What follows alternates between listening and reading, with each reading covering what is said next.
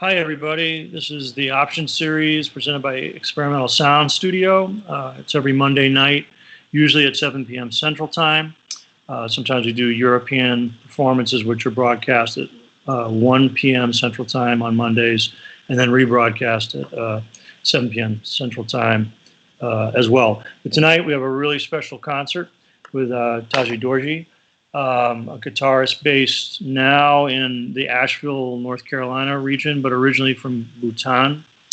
And thanks for being here, Tashi. It's great to see you. Thank you for having me. Yeah. We've been talking a little bit before things got live here, and there's a lot on everybody's mind as always. Things remain in a very severe crisis on a lot of different levels. So I'd like to start the broadcast with just a reminder for people to try to do what they can contribution-wise, to get behind the causes that matter to you and work with them, support them in any kind of solidarity you can, whether that means donations or phone calls, demonstrating. If you want things to change, we're all going to have to work together on it, and all those contributions accumulate in terms of energy and positive change. So I would like to also let people know that the donations that ESS is taking tonight, all that money will be going directly to Tashi. And that's super important right now because, like many musicians, they're on concerts, regular concerts happening. And it's been a tough time economically for players. And so please support the music and support Tashi. So we got some bunch of music to listen to tonight. So I don't want to talk too much more. I'm going to hand it over to you in a lot of different ways. We've got some acoustic guitar stuff and also electric guitar. Is that right? Yes. Super. Before we go to the music, I wanted to see if you could talk a little bit about your background coming from Bhutan, when you got to the States, what brought you here, how you got interested in music, whether that occurred, in your home country, if things developed there, what you heard about there. I mean, for me, it's like a really fascinating path, and you're doing all this amazing music with musicians internationally right now, and it's super exciting. And I don't know a lot about the background, and if you could talk a little bit about that before we listen to some of your music, that would be really appreciated. Thank you, Ken. Again, thank you, ESS, and Ken and Alex for hosting this tonight. It feels really nice to be conversing with other musicians. Yeah, I hear you. I've been in a very deep isolation with my family in the woods, so it feels nice to be here speaking to you. Mm-hmm. Anyways, my background, I come from Bhutan, which is a small country in the Himalayas. I grew up there. My family lives there, and I came to U.S. to go to college in the year 2000. I came in here to go to a small liberal arts college here in Asheville, North Carolina. I played music when I was in Bhutan. I grew up playing, more like, just mainstream rock and roll type, learning few chords and playing. And because, we have very little access to outside music, because late 90s, early 2000, it's still Bhutan's always been a kind of isolated country. So I started learning how to play guitar because my friends were playing. So I just learned basic, rock and roll, blues, and everything that I could find. And that was basically my background, like coming to US. I used to play music in Bhutan with friends, but it was nothing really serious. But I was really hooked, and once I started playing, it was just something that just kind of kept me going in a way. Like I wanted to leave Bhutan to go to US because I knew that that's where everything came from, or at least I had an idea that was like the source of the music that I was hearing. So I came in. One of the big reasons I came to US, I got lucky because it's a rarity for a Bhutanese student, a Bhutanese to apply for a college, to a small liberal arts college here in US. So I got kind of basically free ride to come here and go to school. Right. And I never finished. I fulfilled my promise. I came here and I saw this amazing music scene in town, and I just wanted to be part of it. And I left college and I started pursuing, knowingly or unknowingly, into this kind of a labyrinth that was huge and insurmountable at times. But that's how I got into it. And it was no specificity as far as my inquisition. It was very broad. I was just overwhelmingly interested in what was happening around me because I grew up in a quasi-traditional society. My parents are very Buddhist, and my dad worked for the government. They all come from a very strong lineage of Buddhist tradition and monastic music. Oh wow, okay. Yeah. So yeah, when I got departure. When you got to Asheville and you started encountering the scene there, I mean, that was like a huge game changer, right? I mean, it must have been huge. I mean, I had never been to a live rock and roll punk show before. I didn't even know what punk music was.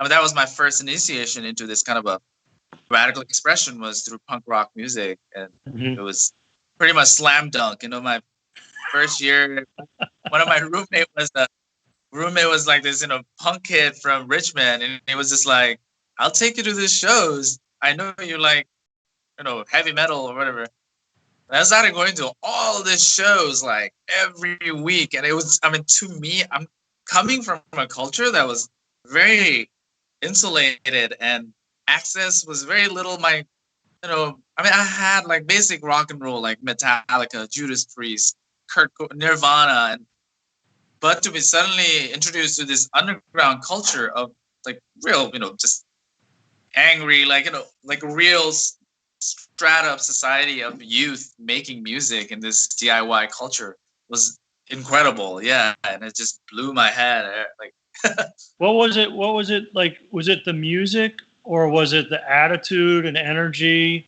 or is it, or just the subculture of like something that was counterculture, like underground, or is it a mix of things? Like what made it so exciting for you?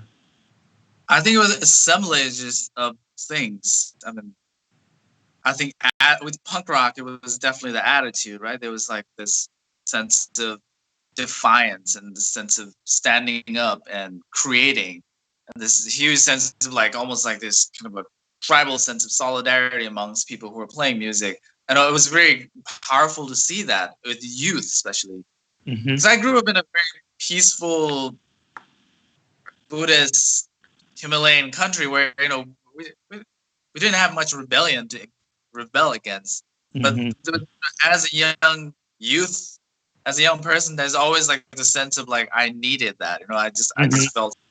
But coming here, definitely the punk attitude and the loudness and that interrogative nature of that music was really appealing, and understanding that music was super political, and understanding that music was against any standard notion of what normalcy was. It was going against the normal standardized. And how did you get from that, like that energy, the counterculture attitude, all that excitement? How do you end up getting to more, let's say, experimental types of music, or the kinds of musics you're involved in playing now? People who have a similar experience, they're young, they go to punk shows, they're charged up, they're into it, they play in punk bands, but they don't make the jump to then playing with, the musicians that you work with, like Metta and Tyler and so forth. How did that occur? I think, it wasn't very dramatic for me because it seems like it made sense when it was obviously people who were around me, people who were within. So I started meeting friends who were listening to other things, right? Like they were listening to punk rock music, but they were listening to more experimental stuff, which, and one thing I think growing up, I always remember this. I was always terrified of structures and just kind of codified in like this regiments of standard, whatever, like a compoundment of anything, ideas in classrooms. So the idea of, I remember hearing, I don't remember what exactly this person was listening. I think it was in in one of the dorm, one of my next door roommate at college was listening to, I forget what band it was. I think it might have been like Godspeed You Black Emperor or something. And he was telling me, it was like, yeah, these guys, there was like 8 of them. They play this thing called improvised, man. They just make this stuff up, and it just builds and builds and builds and becomes this, this is I was just like, what? They just listen to each other and make this up.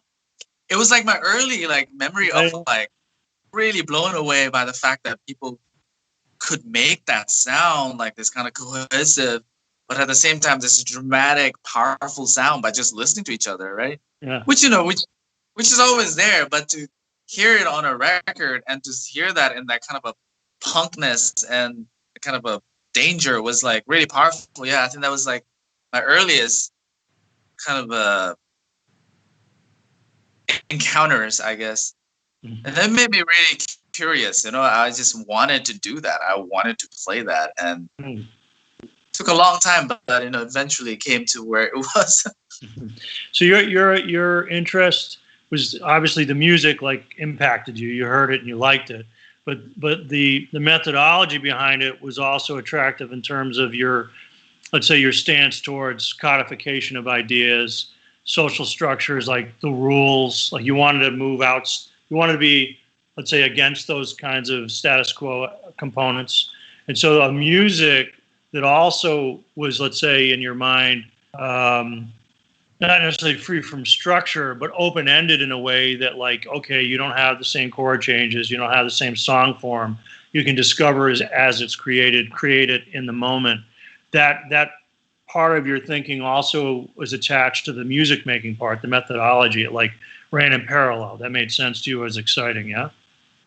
Totally. Another big component of this navigation, or the inquisitiveness, right, of mine as a foreigner, as a complete stranger to this idea.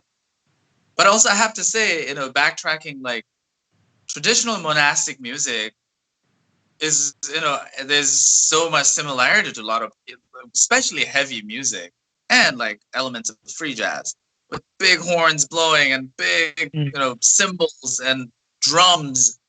I grew up hearing that, like, every week, every day, like big chanting and growls, in this natural setting in the monastery. So it wasn't unfamiliar for me.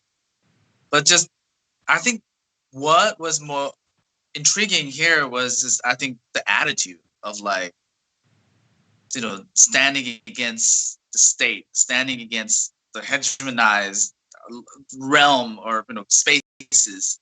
And early on, when I first came to the school, I got, really radicalized. And even politically, I was just like, whoa, like, there is this idea, like, where people stand against the state and, hierarchy, the idea of, structures and, power, and that flows with the music. I mean, there's music that translate into that. And I saw, eventually I could see, like, free jazz and punk rock and even heavy metal, like all this music were like kind of this rhizomatic formations of all this expression that started, like, really dragging me into, like intriguing me. And that was a huge, like, the political nature of that music, the radical expression, and learning about the oppression of this in this country, and learning about history and, colonization and Black history. I think all of that added to that kind of a sense of, oh, okay, there's a reason why this exists, and I want to be part of this. Mm-hmm. That's fantastic. And like that process of, like, because you got to Asheville, like, when you were around 18, 20, or how old were you? Yeah. 20. Yeah. And then to get to the point where you started playing music that you're associated with now, how many years did that process take when you started doing more improvised music and more, let's say, experimental types of music? I mean, I think there was a clear point. I mean, I was really into punk rock and a lot of heavier music. And I remember I think it was like I remember like specific points of a kind of a signifier where when I heard like John Zorn or something like that, I remember being like, whoa, what is this? Like, because it was like they were navigating, that music was navigating into punk rock and kind of a heavy music scene. Mm-hmm. Yeah, the Naked City stuff in particular. Yeah. Mm-hmm. Yeah, and Naked City. I think I remember hearing that, and I was like, whoa, this is really interesting and cool. Then I think that slowly led into. That really didn't stick with me. It was then, it just opened me up. Like I heard about Mark Ribot, and I think I heard about just all these little things. I heard about Albert Eiler, and just little things started seeping in. And I think a big point of departure was when I first heard Derek Bailey's Standards. I think I found this. I found that used CD at a record store in town. It was in Maine. I found it at a record store. It was like $5 or something. Because I remember the $5 you ever spent.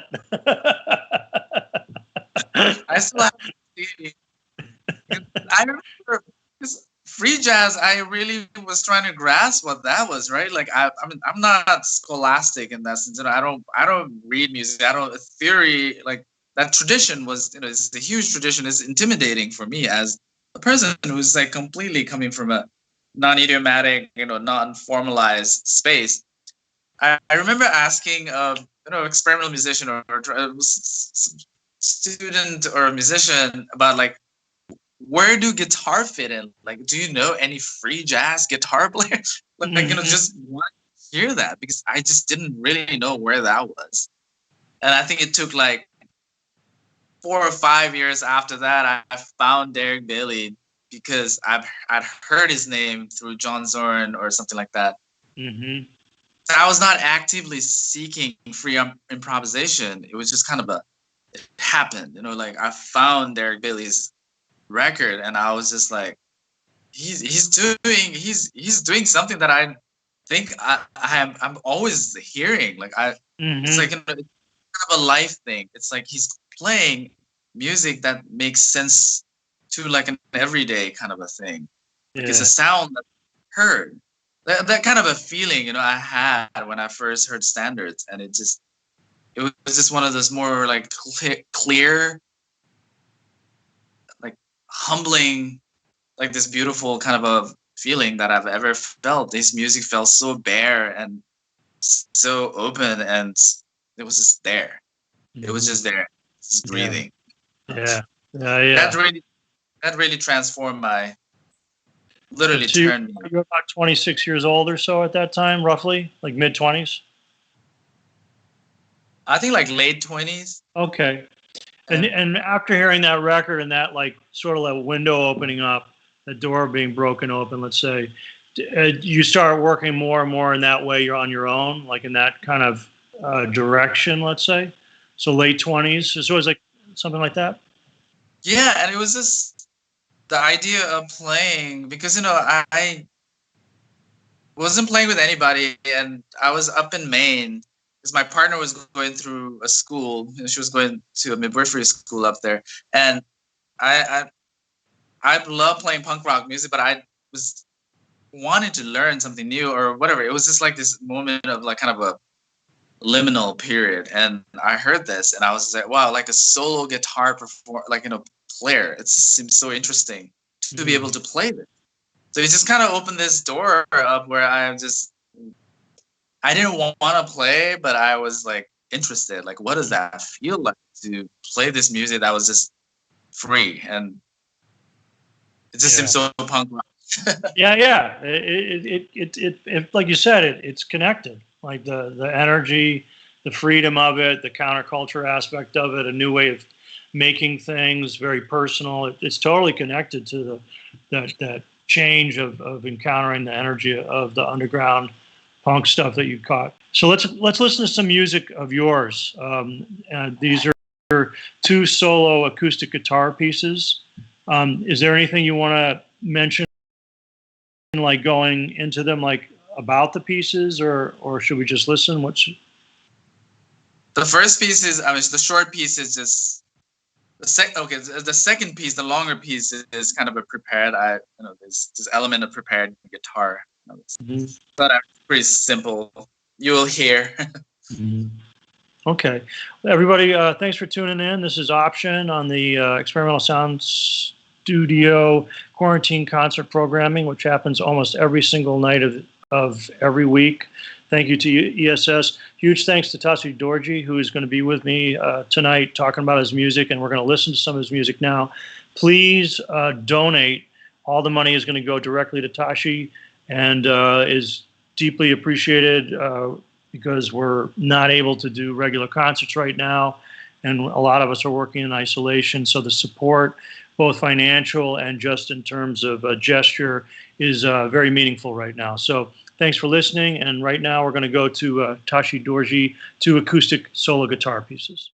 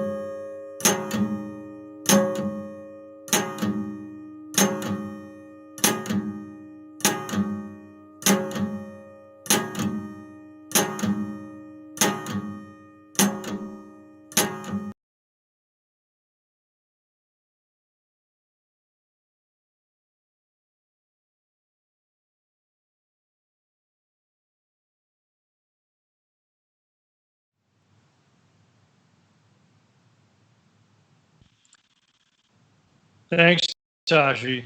That was super amazing. Someone mentioned it in the chat, but it was also the first time I'd ever heard you play acoustic, and it's phenomenal. Really beautiful. So great. It reminded me when I got to see Bar Phillips play solo, and then seeing footage of Mississippi Fred McDowell play this incredible efficiency. Like when I'm watching your hands, on one level, it doesn't seem like hyperactive, but so much music's coming out, and it's like the ability to get to that efficiency is super incredible. Thank you. It's great. Thank you. Yeah, Really we went through a little bit of your background in the first part of the talk, and I wanted to see if you could maybe bring me up to speed a little bit with what you've been working on and who you've been working with over the last stretch. I first heard about you through Tyler Damon. Now it's several years ago, and he had talked about you, and unfortunately, I hadn't heard of you until he brought it up, so I was completely not in the loop on that. And then heard you play when you traveled to Chicago on one of many occasions, and was super knocked out getting to see you live. I know you play with a lot of other musicians in addition to Tyler, but can you talk a little bit about your relationship with him musically and otherwise, if his impact on what you've been developing? Yes, I met Tyler and I got together a couple of years ago. I don't remember exactly, 3 or 4 years ago. I mean, just via mutual friends, like Tim Barnes, I think, was our facilitator, almost like he was like the connector. I think Tim had sent me a video of Tyler playing with you, I think, at Dreamland. Oh, okay. And so Tyler and I connected through internet, and he was hosting a radio show. I think he was doing a radio show in Bloomington, and expressed interest in playing if I come through Midwest or something like that. And that's pretty much how we connected. So I had this like short tour going to Chicago or something solo, and I asked Tyler if he wanted to come and play some music with me, and he came, and we played a couple of shows, and we had our first tape on Astral Spirits from that 3 shows we played.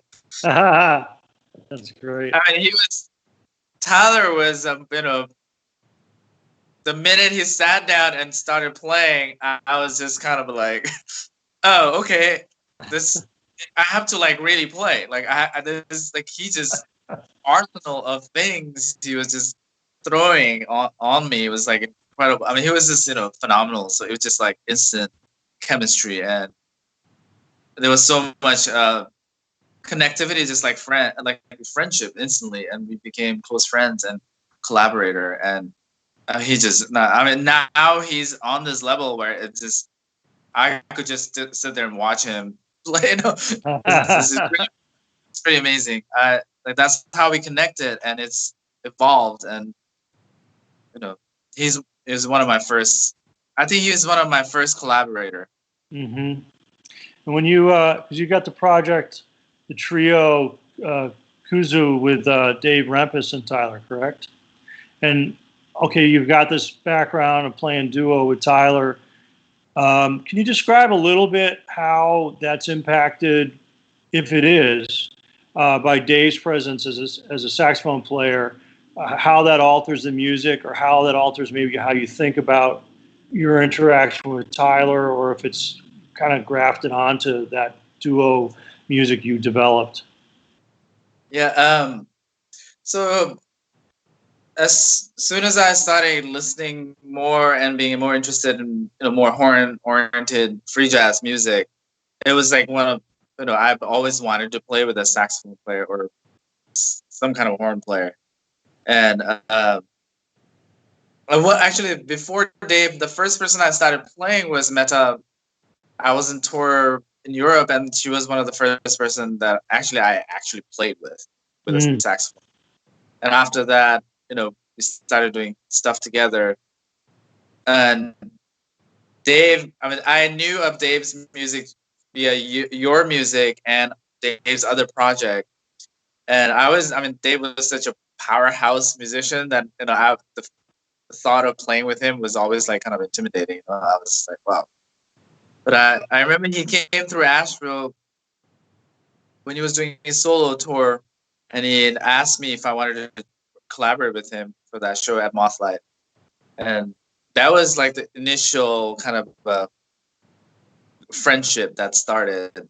And it seems like he enjoyed our playing together. And I don't remember exactly I think Tyler proposed or our trio. I don't remember how it happened, but it just kind of became this thing.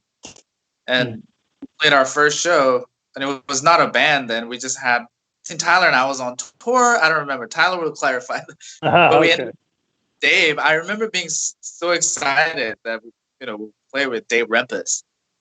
And I mean, it was the first show we played. It was Elastic Heart, and it was just like, we were so wired up, me and Tyler. I think it was just like so amazing. It was like one of those shows. Every show I play with Dave and Tyler, it's like that. It's pretty overwhelmingly beautiful, amazing time. And how does it alter? We've got some electric guitar pieces coming up in a minute that you have for us, and I'm more familiar with your electric playing. When Dave, entered the process, like the first time you played with him, was it just duo at the Mothlight in Asheville? I think it was me, Dave, and Ryan Oslins. Okay. Ryan from Asheville. I don't know if you're familiar. He plays in the band Aluchatistas. Oh, okay. Yeah. Okay. And how is it like? I mean, because it's a really different thing. I know, like the reverse. If I'm playing and I'm playing with a guitar player, it affects the way I think about what I'm doing, as opposed to, let's say, another horn player, because of the capacity of the guitar. It can imply harmony, or it can imply different kinds of sound textures, totally different than a horn player. When you were doing these projects, the trio with Dave and Tyler, I mean, having a chance to work with Dave, does that alter your conception of the guitar, or do you just go at it and just discover it in the moment? Are you thinking about it differently at all, or not? I mean, the way I approach playing this improvisation music, it was initially, so when I first played with Meta was my first experimentation. I played with her in Norway. We did like a small show. I remember feeling like, wow, this is not easy. Like playing with a sax player, me playing electric guitar, it's like takes a lot of navigation for me, especially because my sound, I remember realizing that there was like a lot of navigation that I had to do, like texturally, whatever, because I'm not a jazz player. I don't have chops. I can't just come up with riffs and chordal, whatever, that I can kind of put in between. Because for me, when I play with a saxophone player, I have to play just purely from listening, but also like trying to create that and instantaneously without really having that kind of a technical skills, So playing as a trio was less of a challenge than playing as a duo. Yeah, I see. Because Tyler and I complement each other, and there was like more of like a three-way communication, because Tyler and I have talked to each other so much that it kind of like ushers into this larger kind of a form. Mm-hmm. Can I just clarify something regarding the idea of technique? Because, I mean, if we just go to what we heard now on the acoustic guitar and what we're going to hear in a moment on the electric guitar, from my point of view, you have tons of technique, so I guess just out of clarification, because like we talk about music and where we're using language to describe another kind of system of vocabulary, language, and whatnot.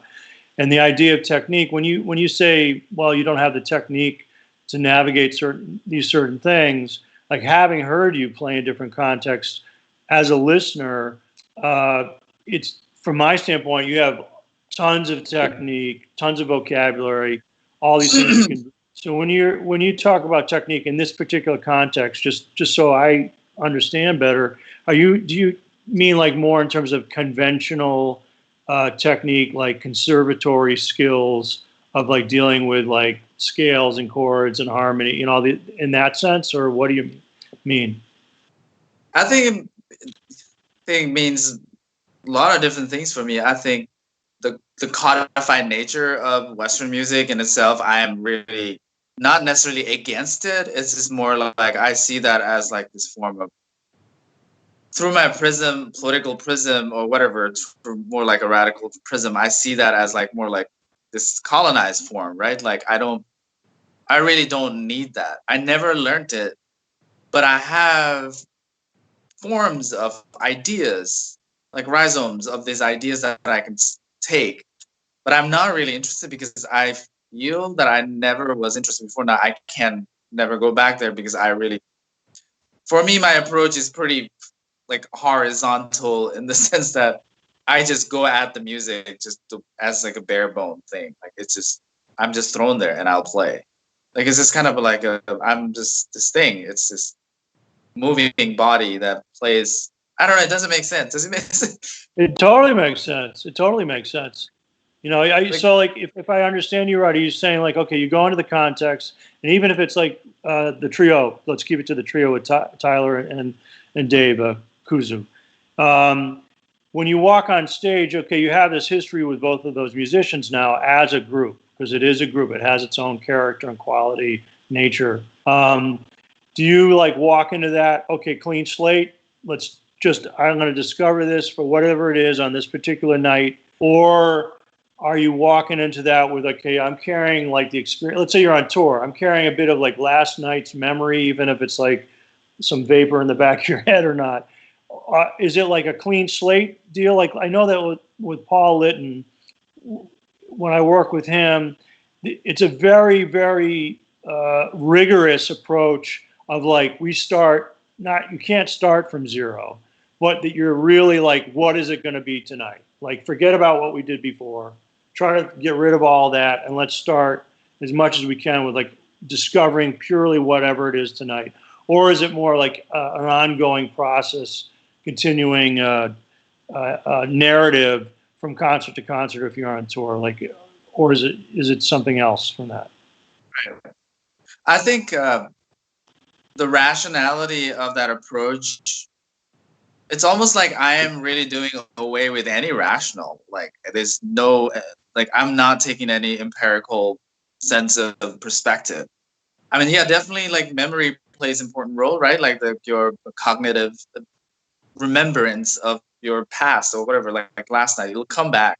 Yeah, there's always rememorizing of those moments of those improvisational life that, yeah, definitely. Like the one show I played, there's like something I did last night. It comes back without me knowing because sound that Dave does that provokes me to make that sound or something like that. But yeah, I don't really think in terms of any rational rigidity in the sense of immediacy of what I need to do, right? Like I'm not going in there like, I'm not gonna do blah blah blah. There's certain like Tyler, you're not gonna play the bells, or it just doesn't make sense to me to do any of that. Like it's just we just do what we do, and it becomes what it will become, and I guess that's that.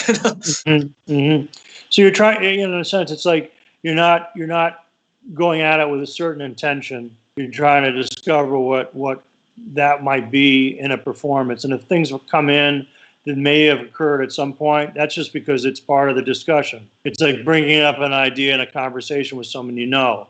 You might talk about the subject again, and you might have a new perspective on it because it's a different day and you've learned something since the last time you talked about it. But you're not going to avoid that conversation. You're not going to avoid that subject. It's part of discourse. It might come up, it might not. You let it be free. You let it be what it is. Find the nature of that particular performance. Something like that, yeah? Okay, well, let's go. Go ahead. Sorry, I interrupted you. I think what I've come to learn more and more is like improvisation becomes kind of your life becomes part of it, right? Like you you live improvisation. It goes, it flows through your body, and I literally feel like that's how my existence is. You know, I kind of move along with how things become. For the most music, that is just like kind of like, it's just tour is just tour, but you know, the playing the music is just kind of like, okay, I'm here, I'm doing this in its pure form, that it's just part of larger thing that's happening. Yeah. It's a way of approaching existence in a sense that allows for non-codified thinking, allows for spontaneous decision making that can be completely antithetical to what you did the day before, but that's part of what you're embracing. You want the spirit of improvisation, not only in the music, but applying it to or considering it in just your general attitude towards day-to-day life as like a bigger picture of things. Like, be in the moment, be open to change, open to different perspectives, and let that guide you, because that works for you. You know what I mean? Like letting go of control, letting go of the systems that are there to maybe prevent you from discovering something different, learning a different way of doing things.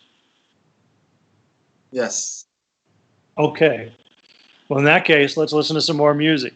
This is I've been talking, and hopefully you've been listening with Tashi Dorji, amazing guitarist. We're going to listen to some electric guitar music now. I guess there's two pieces back to back. Anything in particular about these you want to bring up before we tune to them?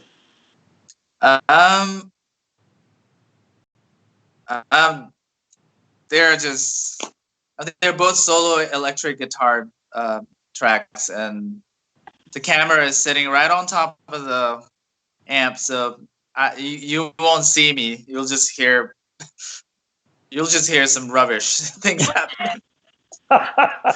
Okay, well, I'm looking forward to the rubbish. Please donate. All the money goes directly to Tashi. And thanks again to Experimental Sound Studio. Big shout out to Alex Nguyen, who's helping once again. And enjoy. Tashi Dorji.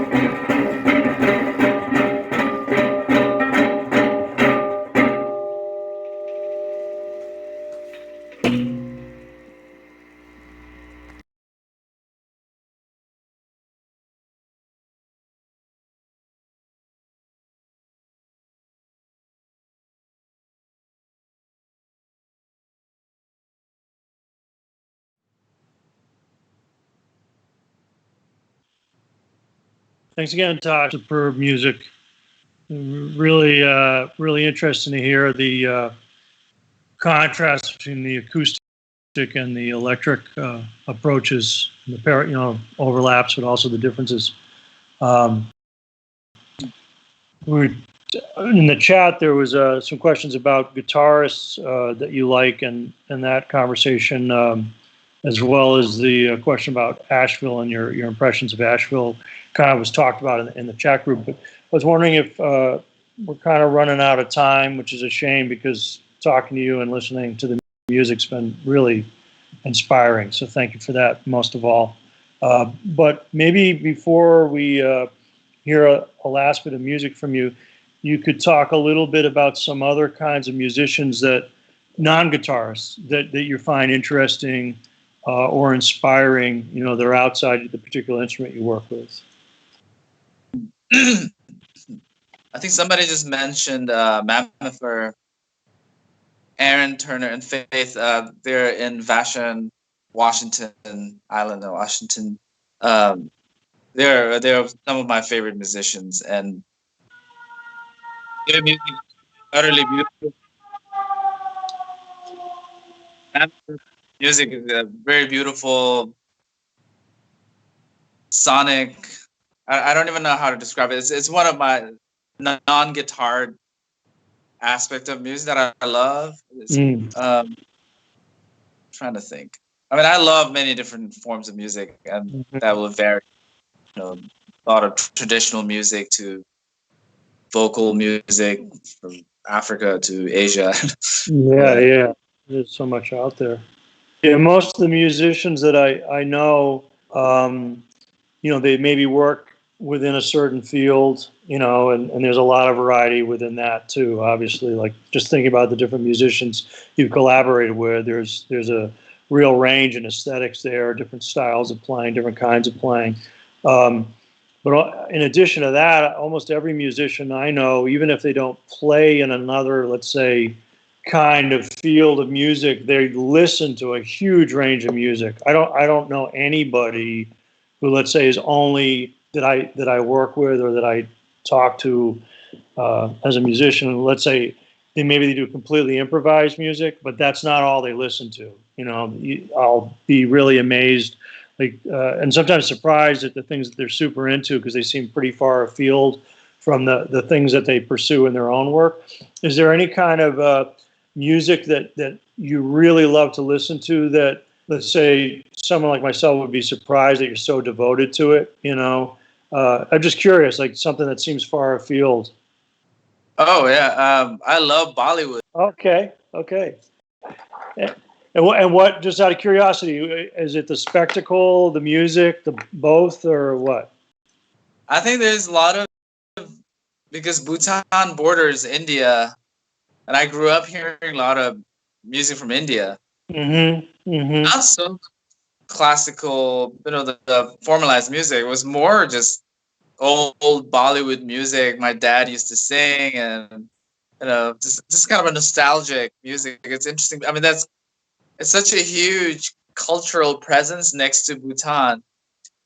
The cultural the river of culture that comes from India. It's I grew up hearing a lot of that, so I still listen to Bollywood music, and it's something that just really makes me happy, and it connects me deeply to that kind of a collective memory of growing up next to this beautiful country and culture. But there's that, and I also love a lot of monastic music, traditional monastic music from home. It's deeply within my heart, and I'm not even very religious, or I don't really practice Buddhism, but it is something that I grew up around a lot, like especially chants and drum music and horns. This kind of a deeper, heavier music. That's the mountain music. I grew up with that, and that's something that always reverberates in my mind and my cultural memory that I carry with myself. Does any of that more monastic music? Does any of that? Do you feel like it comes through in your own music, the stuff you're pursuing, maybe not even in an overt way, but like a mental space, an emotional space? I think Is, I think it does. I think that kind of a cultural memory is so, when you grow up with that language and the food and the air and the color, it is deeply in my heart and soul. And Bhutan is my home, so it's that kind of a rememorizing, it's always, I think, prevalent in that kind of a diasporic kind of a sense. So Mhm. yes, it comes, but I don't think there's an intentionality, and I don't think I even would ever be able to recognize that in some Mhm. ways. Mhm. Emotionality, it's fairly abstract, but I would say it definitely seeps into this sensibility. There's ideas. There's moments, I think. Yeah, it's like cultural DNA. You grew up there. It's Yeah. part of who you are. I want to thank you very, very much for doing this option concert and discussion, Tashi. It's great to talk to you. It's great to see you even through a computer screen right now. But like we were saying before we went live, just getting to talk to people, connect with people right now, and there's so much going on. It's been deeply inspiring, and very huge thanks.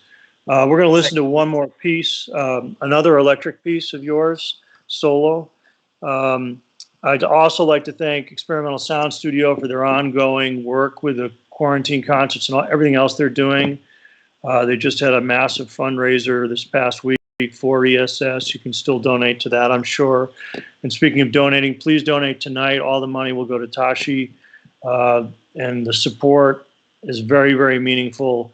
A lot of musicians are out of work right now, and we're trying to find ways to piece it together, one piece at a time, day by day, it feels like. Thanks again, Tashi. Thank you Super, so super much. fantastic. Thank you, Ken. I really, really appreciate it. And ESS and Alex. Yeah, thanks, Alex. Huge thanks to you, too. Um, we're going to sign off with this piece. Anything you'd like to say before cutting out or about the music? It's another electric guitar improvisation, and again, my amp, my phone sits right on top of the amp, and the picture you see is, I think it's Emma Goldman, photo of an the anarchist from the 20s, Okay. Jewish. Beautiful, beautiful. Well, from the beginning, politics and culture and sociology and all that is directly tied to what you do. And yeah, thanks for being here and presenting so much. Thank you. Okay, take care, Tashi. Take care. This is Tashi Dorji, and you've been listening to Option on Monday nights. And we'll be back next Monday. And I'm so exhausted right now, I cannot remember who's playing. But it's going to be great. It always is. We'll see you all soon, and please stay tuned for another piece. Tashi Dorji, thank you very much for the.